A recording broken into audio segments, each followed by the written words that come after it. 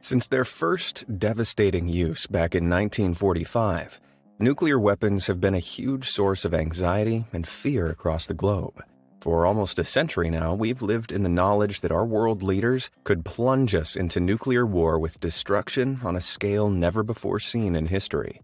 But how likely really is this scenario? What was the biggest nuclear weapon ever dropped? And how does a nuke even work anyway? Slip your hazmat suit on and brace yourself for impact, because you're about to get hit with a fat knowledge bomb.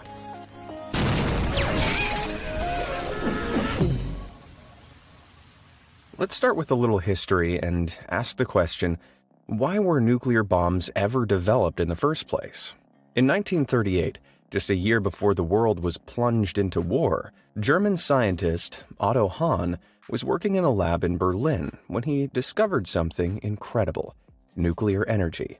By splitting the nucleus of an atom, the smallest unit of matter in the known universe, Hahn realized a monumental amount of energy was released. After word got out about his findings, U.S. President Franklin D. Roosevelt was worried that the Germans would use this newfound energy to develop a superweapon.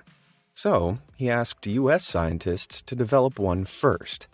When America joined World War II in December 1941, these efforts were doubled, and Roosevelt established the Manhattan Project. Based in Manhattan, New York, the project was a joint effort by the military and several hundred scientists to weaponize nuclear energy. Just 4 years after its formation, its goal was met. On the 16th of July, 1945, the U.S. conducted the first ever test of a nuclear bomb, codenamed the Trinity Test.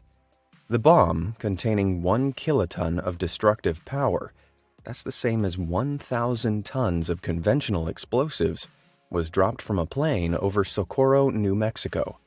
The resulting explosion stunned the U.S. military and left the bomb site so irradiated that even today, the area contains more than 10 times the normal level of background radiation. In other words, it was a resounding success. Less than a month later, the U.S. would put this terrifying new technology to horrific use. With the war almost over, but Japan refusing to surrender, newly instated President Harry S. Truman ordered the atomic bombing of the city of Hiroshima. When the bomb named Little Boy was dropped, everything changed. The plane chosen for the mission, a B-29 Superfortress bomber called the Enola Gay, reached Hiroshima at 9:14 a.m. local time on the 6th of August, 1945. The bombardier, Thomas Farabee, dropped the near 10,000-pound bomb. Then the pilot, Paul Tibbets, sharply turned and flew away from the city as fast as he could. 43 seconds later, Little Boy exploded with the force of more than 16,500 tons of TNT. The nuclear explosion instantly vaporized anyone at its center, scorched the ground around it to temperatures hotter than 7,000 degrees Fahrenheit, and sent a shockwave that smashed through buildings and obliterated land for miles around. It was hell on Earth. A daunting mushroom cloud soared in the air 20,000 feet above the city, blocking out sunlight to those below. But still, the Japanese Emperor Hirohito refused to back down. Surprised but unperturbed, Truman ordered the dropping of a second bomb, this time over the city of Nagasaki. This bomb, named Fat Man, was even bigger and more powerful than its predecessor. Just 3 days after the bombing of Hiroshima, Fat Man fell from a U.S. plane and exploded over Nagasaki, obliterating over 2.5 square miles of the city. A second mushroom cloud was thrust high into the air, and radioactive rain burned down on anyone unfortunate enough to have survived the initial blast. Yeah, you might have been better off being vaporized than being a little further out when the bomb went off. Those not in the immediate blast suffered all kinds of nasty maladies, like burns, internal injuries, and blindness, and many succumbed to them. Emperor Hirohito, seeing such destruction, finally announced the country's surrender. At the cost of over 200,000 innocent lives, the Allies had won the war. Perhaps unsurprisingly, the newly formed United Nations made one of their first acts to call for the elimination of atomic weapons. And even less unsurprisingly, this was completely ignored. In the years following the war, the US continued testing atomic bombs, and the Soviet Union, under communist rule and firmly against the American way of life, accelerated their own nuclear program. In 1949, the Soviet Union became the second nation to successfully detonate a nuclear bomb. The Cold War had officially begun.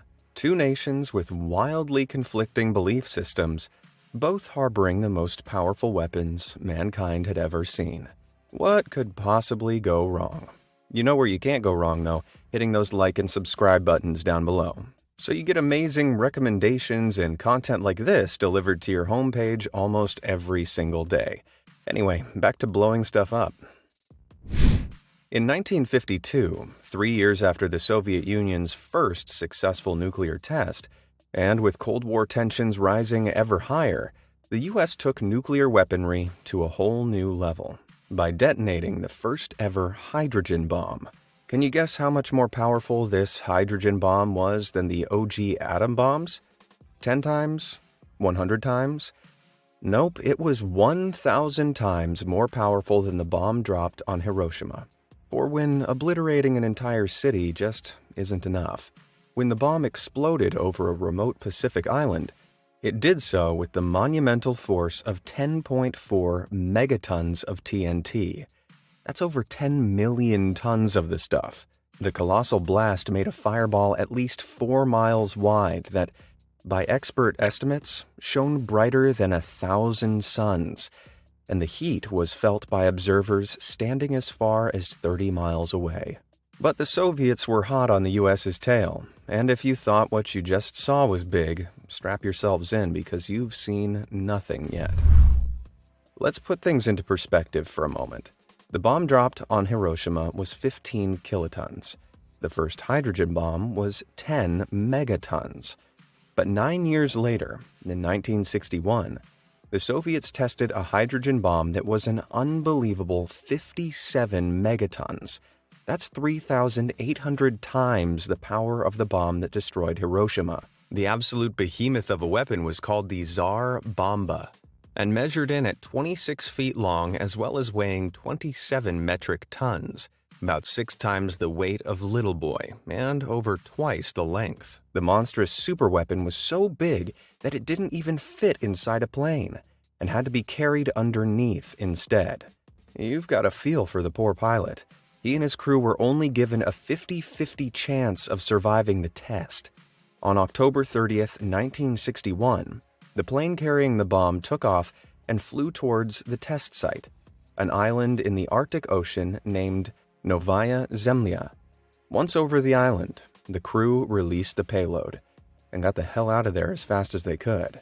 To give them more time, the enormous explosive had been fitted with a parachute to slow its descent. Even so, when it detonated, the blast was so powerful that its shockwave slammed into the plane, sending it plummeting over 3,000 feet. Пулевой столб, поднимающийся с земли, быстро увеличился в объеме. Через несколько секунд после взрыва. Luckily, the pilot recovered control, but the explosion annihilated everything within 22 miles and created a massive mushroom cloud over 37 miles high. The bomber's crew, still hurtling away as fast as they could, watched as the beautiful, terrifying plume pierced the sky where they'd been mere moments before. In reality, the test was nothing more than Soviet Premier Nikita Khrushchev flexing his military muscle to show the US who was boss. But the bomb itself, while undoubtedly impressive, was impractical and wasn't as effective as dropping several smaller bombs. So no attempt by either side was ever made to make one bigger.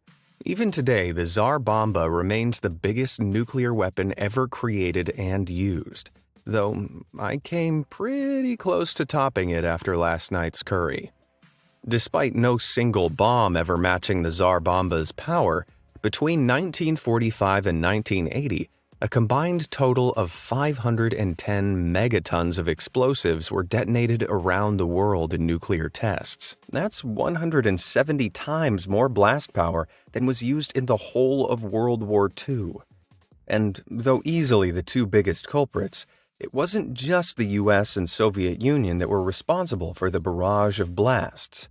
By 1980, the UK, France, and China had all waded into the fray with their own tests, albeit on a far smaller scale. With 5 nations all blowing the living daylights out of any barren patch of land they could find, you might expect there to be some environmental consequences, right? Well, we can't be sure just how much radioactive material has been flung up into the atmosphere from the decades of testing, but we know it's a lot. Like, a lot. And what goes up must come down. Throughout the Cold War, one of the Soviets' favorite nuclear test sites was a patch of land in Semipalatinsk, Kazakhstan, called the Polygon. Even today, this area is one of the most radioactive places in the whole world. It's been hit with about 450 nuclear explosions. And with every single one, masses of radioactive dust and dirt were thrown into the air and carried across the neighboring communities as toxic fallout. A test in 1956 resulted in over 600 residents of the city of Ust-Kamenogorsk being rushed to hospital with radiation sickness, and they were 250 miles away. Now, trust me, you don't want to get radiation sickness. If you're ever subjected to a strong dose of radiation, the symptoms can be severe and quick to set in. The invisible rays penetrate your body, so they don't just damage your skin, but also your insides. The cells that make your hair die off, causing you to lose it. Your disease-fighting white blood cells die too, crippling your immune system. Even your very DNA is attacked, causing it to break and mutate. You'll feel sick, weak, and disoriented, even if you survive the initial dose of radiation. Years later, you're more likely to develop life-threatening illnesses like leukemia or cancer. That's exactly what happened with the many residents of Ust-Kamenogorsk. But the tests didn't just affect one generation of people. Because DNA mutations are often passed on, pregnant women at the time were more likely to give birth to children with learning difficulties or physical impairments. Overall, the tests in Semipalatinsk alone are estimated to have affected over 350,000 people across 3 generations. Jeez. But what actually is it that makes these monstrous weapons so preposterously powerful? How did we go from conventional bombs to colossal weapons of mass destruction in the space of just a few years? To find out, we need to return to our German scientist Otto Hahn back in 1938. You see, he didn't just discover nuclear energy. He discovered something called nuclear fission. And it's the entire reason that we're now capable of our own Armageddon. Okay, so here's the sitch. Everything in the universe is made of atoms. You, me, the chair you're sat on, even your grand's false teeth. They're so small you can't even see them with a microscope, but they're everywhere. Inside every atom is a nucleus containing a load of protons, which are positively charged, and neutrons, which have no charge. These are bound together tightly to the nucleus, which takes a great deal of energy to keep together, because naturally things that have the same charge repel one another.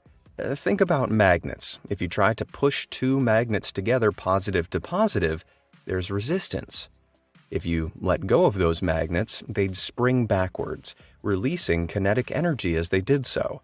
It's the same principle here. The protons are held together by a powerful force, but if that force is broken, all the energy being contained by it is released. This process is called nuclear fission, and it's the principle behind both the Hiroshima and Nagasaki atom bombs. To instigate fission, a neutron is fired at the nucleus of an atom. When it hits the nucleus, it smashes it apart, forming 2 smaller nuclei and releasing energy in the form of heat. At the same time, some neutrons are flung from the nuclei entirely and go on to hit other atoms, splitting their nuclei and creating a chain reaction. In this way, a massive amount of heat energy is produced that increases exponentially in just a fraction of a second, and it's all reliant on reactions in the nucleus. Nucleus, nuclear, get it? It's the basic process that powers all nuclear weapons, and most nuclear power plants use it to generate electricity too. However, just to throw a spanner in the works, there is another way of creating nuclear energy, called nuclear fusion. This is much more powerful than fission and is used to power hydrogen bombs. Here, instead of splitting atoms apart, they're fused together. Fusion only works with small atoms, like hydrogen, the nucleus of which contains just one proton. Naturally, two hydrogen atoms repel one another because they're both positively charged. But if the force repelling them is overcome and they're impelled to fuse with one another, creating a bigger atom and releasing a huge amount of energy in the process. So, how do you overcome the powerful force repelling the atoms and fuse them together? Well, you need to compress them into as small a space as you can so they're more likely to collide, and blast them with an absolute butt-ton of heat. This way, they're not only closer to one another, but the heat makes them move faster. And when I say a butt-ton of heat, I mean at least 180 million degrees Fahrenheit. Ooh, spicy. For comparison, that's almost 7 times hotter than the sun, which also runs off nuclear fusion. Because of the immense gravitational pressures at the sun's core, about 200 billion times greater than the atmospheric pressure here on Earth, atoms are crushed so close together that it doesn't need to be so hot for fusion to occur. On Earth, however, we need to make up for the lack of pressure by ramping up the heat. And you know what generates a lot of heat? Yeah, nuclear fission. Therefore, hydrogen bombs, otherwise known as thermonuclear weapons, explode using the heat from a fission reaction to kickstart a more powerful fusion reaction. In other words, when a hydrogen bomb goes off, it burns 7 times hotter than the sun. Whew! Okay, if you're with me so far, give yourself a pat on the back. Now we know the basic reaction powering the bombs, but how do the bombs themselves actually work? Let's start with the fuel inside them, which is either uranium-235 or plutonium-239. These are both radioactive metals, meaning their atoms have unstable nuclei. An unstable nucleus has too many neutrons or protons inside it and will eject them to try and become stable. This is called radioactive decay, and it produces energy in the form of radiation. Atoms with unstable nuclei are also easier to split with nuclear fission, hence why they're used in nuclear weapons. Now, Little Boy's design was very simple. The bomb had 2 separate pieces of uranium-235 inside it, the plug and the target. Upon detonation, several thousand pounds of conventional explosive was set off inside the shell, which fired the plug down a barrel and onto the target.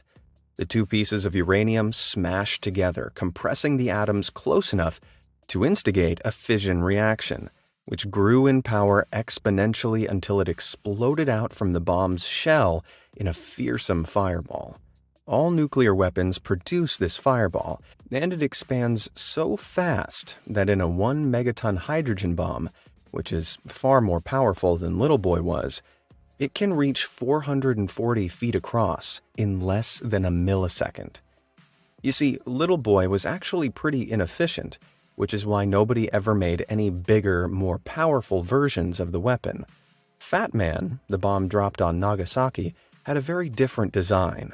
Instead of uranium-235, Fat Man was powered by plutonium-239. However, the plutonium-239 used had trace amounts of plutonium-240 in it. This is a different kind of plutonium, called an isotope. Plutonium-240 has a higher fission rate than plutonium-239, which means if the same gun-type design as Little Boy was used, it would have begun fission before the two masses of plutonium had been brought together. This would have made it so inefficient it wouldn't have been worth using, so another design was thought up. For Fat Man, one plutonium sphere was held in the center of the bomb. Around this, a layer of uranium was placed. This layer of uranium held the plutonium in place and helped reflect neutrons back to the core, improving the efficiency of the fission reaction. Blocks of conventional explosives were then precisely placed around this to produce a symmetrical implosion when activated, which would compress the plutonium sphere. Once compressed, a device inside the plutonium was crushed and injected neutrons into the radioactive metal, kickstarting the fission reaction and setting off the nuke. But there's one more thing that needed to be considered for both bombs: how the detonation would be triggered in the first place. Impact with the ground would have done the trick, but the ground would also have absorbed a lot of the explosion and limited its radius. Instead, for maximum destructive potential, the bombs had to be detonated in the air. To do this, both were equipped with specialized circuitry that could detect their height from the ground and detonate at just the right moment. As well as affecting more area, an aerial explosion sends out a shockwave that smashes into the ground, rebounds, and then combines with the initial blast to form an even bigger shockwave. So the crews of the planes dropping the bombs really had to skedaddle fast. Well, in the modern world, we don't have to drop these deadly destroyers from planes anymore. We can fire them straight into the air on automated missiles. Ballistic missiles are about 20 times faster than traditional bombers and can carry hydrogen-powered nuclear warheads far deadlier than the atom bombs dropped on Japan. Luckily, we've also got some pretty nifty anti-missile defense systems. So which countries have nukes today? Any guesses who has the most? Because of how secretive the world's governments are about their nuclear stockpiles, we can't be 100% sure on the exact figures. But as of 2021 estimates, Russia has the most nukes with a world-ending 6,255. Hot on their heels, in second place, we have the USA with a considerable 5,550. The other 7 nuclear-capable nations have a lot less, with North Korea owning the least, somewhere between 40 and 50. And though 40 nukes doesn't sound like much compared to over 6,000, that's still enough firepower to completely wipe New York City off the map, and then some. Which makes me wonder, what would it be like if the unthinkable happened and the world really did descend into full-blown nuclear warfare? As a global community, we're currently sat on over 13,000 nuclear warheads. However, this number is a little misleading. Due to disarmament efforts, only 3,000 to 4,000 are actually active, and the rest are decommissioned. This is relatively low compared with 1986, when the total number of active warheads hit a whopping world high of 70,300. Of course, 4,000 nuclear missiles could still do a pretty hefty amount of damage. If even a tenth of them found their target, the loss of human life would be catastrophic. And not just from the explosions and radiation, from huge firestorms too. Yeah, as if nuclear weapons weren't bad enough. At Hiroshima, all the individual fires caused by the explosion amalgamated into one terrible tempest of flames. Hot air rose and created burning hurricane-strength wind that turned inward towards the fire and fanned it. This made it rage even harder, destroying everything in its path for almost 4.5 square miles before eventually dying out. One apocalyptic theory, called nuclear winter, claims that if enough bombs went off, thousands of these furious firestorms would burn their way across the globe, kicking up hundreds of millions of tons of smoke and ash as they did so. This would form a thick belt of particles encircling the northern atmosphere, plunging our world into darkness. Lack of sunlight would cause dramatic falls in temperatures and destroy much of Earth's vegetation and animal life. With crops failing, animals dying, and cities and infrastructure destroyed, surviving humans would be left in a cold, irradiated wasteland, and the dark clouds could remain for a whole decade. In other words, it wouldn't be very fun.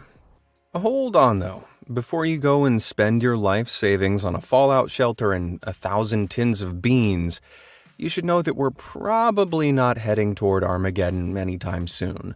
Mankind has possessed the power to destroy itself since the end of World War II. Despite this, no nuclear weapon has ever been used outside of a test since 1945. Why? Well, nuclear warfare doesn't benefit anyone. If one country launches a nuclear attack on another, the defending country is likely to launch a counter-nuclear attack in response, and both parties would be sent to their doom. We call this mutually assured destruction, and it's not ideal. This worked pretty well during the Cold War, but today it's a bit more complex, with countries around the world developing blisteringly fast hypersonic missiles. Conventional defense systems just won't cut it anymore. Not only do hypersonic missiles fly faster than a mile a second, they're also more maneuverable than their ballistic counterparts, making them supremely tough to defend against. Even so, mutually assured destruction still applies. The US, Russia, and China are all developing the technology alongside a number of other countries. Because of this, ironically, an attack is far less likely than if just one country had the power. Okay, I know that's not the most comforting thing to hear, but hey, weapons of mass destruction aren't very comforting. I guess that's why you never see any cuddly nuke toys in kids' stores. Anyway, the modern world is much more focused on using nuclear energy for constructive uses than the destructive. In fact, about 10% of the world's electricity is now nuclear. And that's a good thing. It doesn't pollute the atmosphere, and it's about 10 million times more efficient than burning fossil fuels. Nuclear research has also helped doctors in the fight against cancer, allowing them to predict the amount of radiation needed to kill tumors without damaging healthy cells. We even use radiation to kill harmful bacteria on our food. So it's not all doom and gloom, and thanks to nuclear technology, we're actually taking some steps towards creating a better world. Let's just hope we don't blow that world into smithereens before we get there, right? So, what do you think of all this? Would we be better off if we'd never discovered nuclear energy? Or has the threat of nuclear weaponry actually prevented another global-scale conflict? Let me know down in the comments below, and thanks for watching.